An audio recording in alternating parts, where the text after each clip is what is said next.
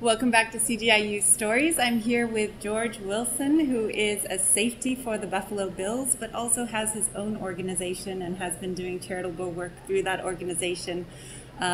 His reputation actually precedes him. He's one of the kindest people. I've heard from many people here at CGIU. I love George Wilson. He's so wonderful. So I just want to talk to you a little bit about your organization, hear a little bit more about what inspired you to start it and sort of what programs you're operating now.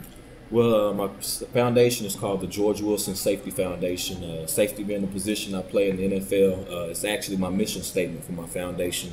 So it's an acronym that stands for Saving Adolescents from the Everyday Trials of Youth. And so, that's basically how I try to design my programs. Just in my second year of existence, we've done cheerleading clinic and football camps to help promote health and wellness. We've done leadership retreats for sixth, seventh, and eighth graders in middle school, the YMCA campgrounds in Nashville, Tennessee. And then we also do golf scramble with the Boys and Girls Club in my hometown in Paducah, Kentucky. We do Thanksgiving, feeding families during the Thanksgiving holiday, as well as a Christmas wish list. So we have a multitude of programs, but all of them pretty much revolve around each other.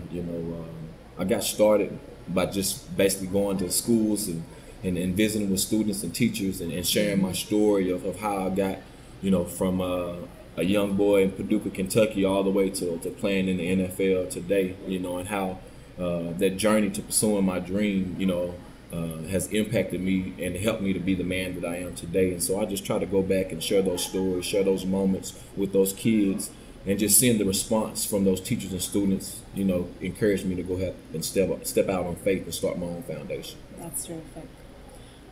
Clever name, by the way. It's amazing that you got that acronym to work. Yeah, definitely. Well. It took some time, but we found one to work. It's very catchy, and the kids love it. Right. The kids love it. It's football, sports, so I try to incorporate it all. So how many kids are engaged in the program right now? Well, right now for my leadership retreat, it's going to be 40 students. It'll be 20 girls and 20 boys.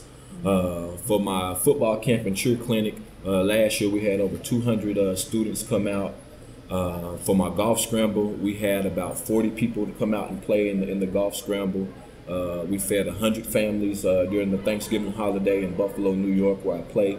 And then also we did 25 students for my Christmas wish list in Paducah during the Christmas holiday season. So, we try to we try to expand year after year, but we don't want to get so large to where we just become the kids and the people that we're trying to affect become just faces in the crowd. I want to be able to know that child's name, know its age, know what's going on, know its parents' name, because I truly and honestly believe that in order to reach a child, they must first understand that you are genuinely there for their well-being and to help them to be better young men and young women. So, once you earn that trust, then the sky's the limit. Do you have any sort of personal stories you can share with us about some of those kids and their journey? Well, actually, I had one student last year at my leadership retreat.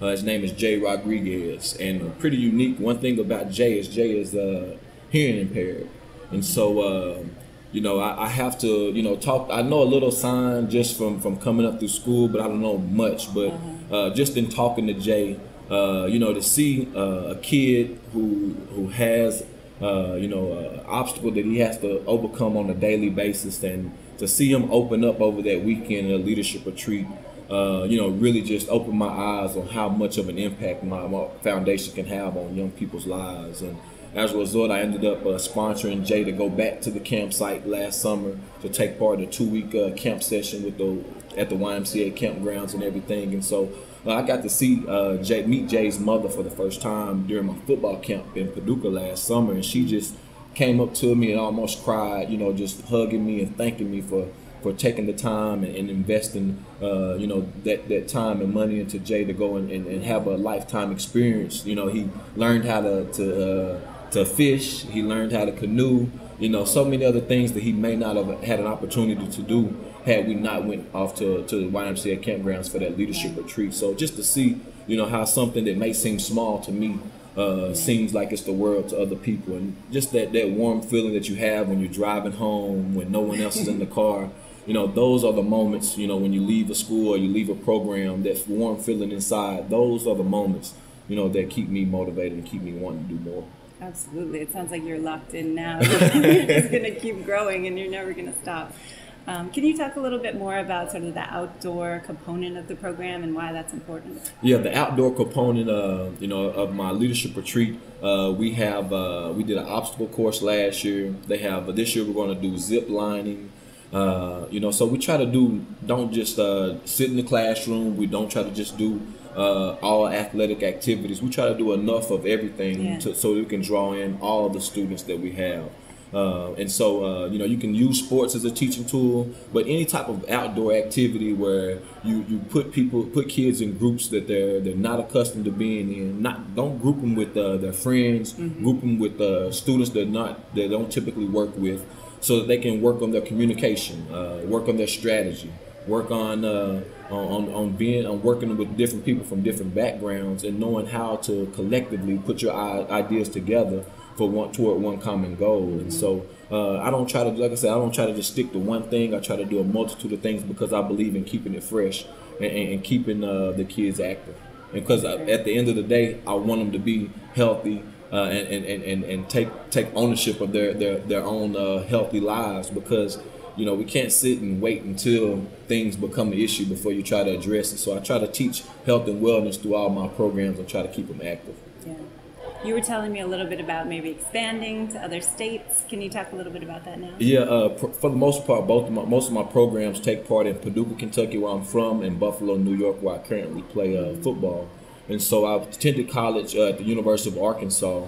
And so we've been trying to figure out the best way to expand into the Arkansas area, because I target those three areas, but not just limited to those three areas, because those three cities and locations have impacted me and impacted my life and helped me to be the man that I am today. So I want to make sure I go back and show my appreciation to those communities.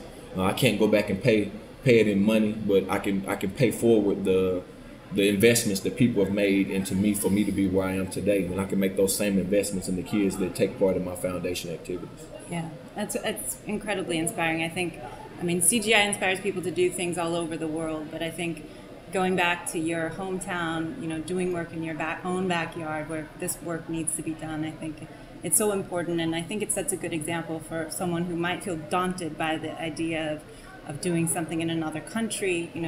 The work starts at home. Exactly. Like I said, it's just a start for me. It's just my second year. This is where I wanted to start, but I'm definitely open to going abroad. I actually just came back from Europe for a couple-week trip, and I love it. So, I'm open to any and all opportunities.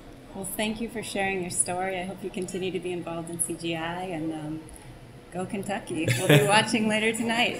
Thank you for the opportunity. Thanks.